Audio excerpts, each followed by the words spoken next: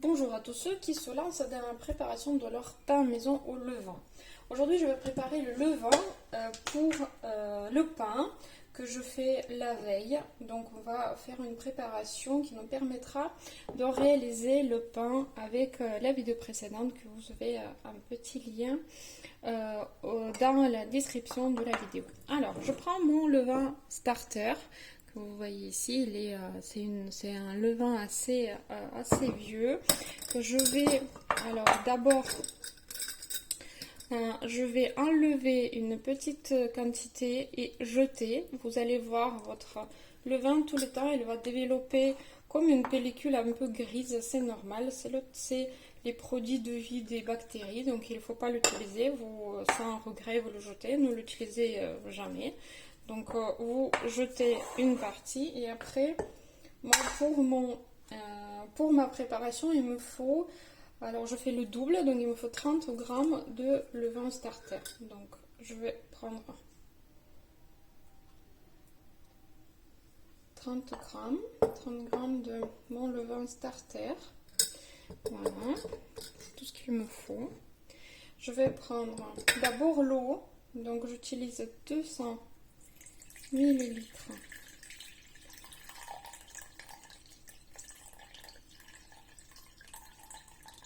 Ça doit faire 230. Voilà, 230. Et normalement, là, c'est la première étape. Comment savoir que votre levain est bien? Le levain starter doit flotter dans l'eau. Quand vous commencez à le travailler un petit peu comme ça, donc il doit flotter dans l'eau. Vous voyez, donc ça veut dire qu'il y a assez d'air et ça veut dire qu'il est assez mature et vous pouvez l'utiliser. Donc faites une première petite mélange comme ça, un petit peu essayer de les imiter dans l'eau. Et après je vais prendre autant de farine, donc 200 grammes de farine pour mon grand pain que je vais faire demain. Donc je vais aller franco, il me faut 200 grammes.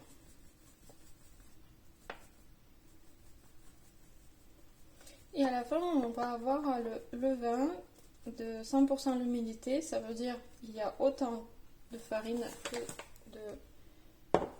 de l'eau. Et cette humidité, cette liquide, on va le calculer en proportion après dans notre pain. Si vous faites une autre recette de pain, par la suite, calculez la quantité d'eau que vous utilisez pour votre levain. Et maintenant, on mélange la texture doit être assez onctueuse et quelque part, vous devrez commencer à voir que la texture. Moi, j'utilise la farine bio à T110 semi-complète à l'index de protéines de 12. J'en ai déjà parlé dans mon autre vidéo sur la farine et celle-ci me plaît énormément parce que son index de protéines 12 me garantit la quantité de gluten assez élevée qui me permettra de faire le pain avec la mie humide et avec les grands alvéoles, avec les grands trous, le pain comme on le voit chez le boulanger.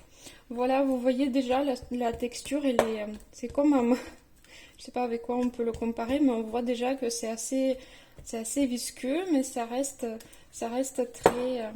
très onctueux. Donc voilà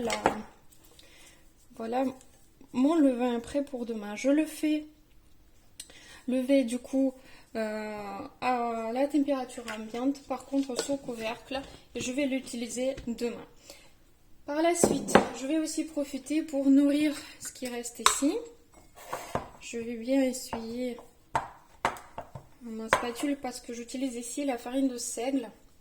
Je l'utilise en bio, donc encore une fois, je n'ai pas besoin de beaucoup de levain dans mon quotidien. Je sais qu'on peut utiliser le levain pour faire des brioches, pour faire des pancakes, pour plein de choses. Moi, j'en ai pas besoin de grande quantité.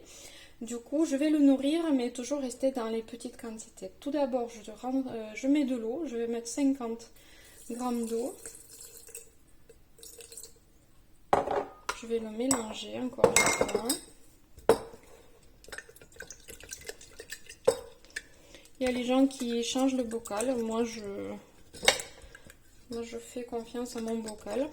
Après, vous pouvez avoir des moisissures dans le bocal. Vous pouvez avoir plein de choses. Et il faut faire vraiment attention par rapport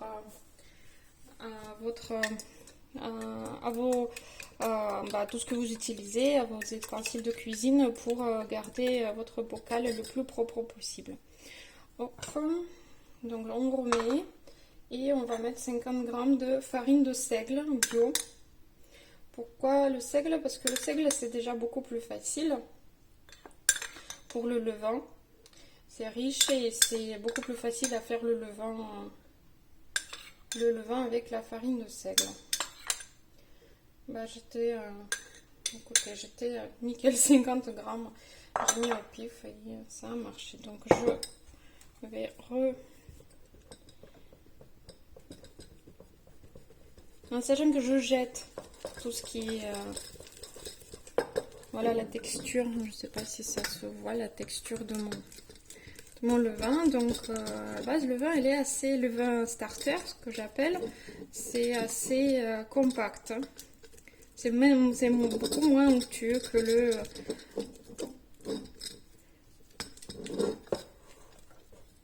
levain qu'on a préparé pour utiliser dans notre pain. Et voilà. Donc ça, pareil, je le laisse une nuit. Du coup, sur la table, je le laisse bien manger, bien chaud. Et après, je le garde au frigo toute une semaine et je le fais manger une fois par semaine. Je vous souhaite de réussir toutes vos préparations de pain et déguster de bons pains maison au levain, car c'est très bien pour votre santé et pour la santé de toute votre famille. Restez avec le Bicoral Énergie. Si cette vidéo vous a été utile, likez et mettez vos commentaires.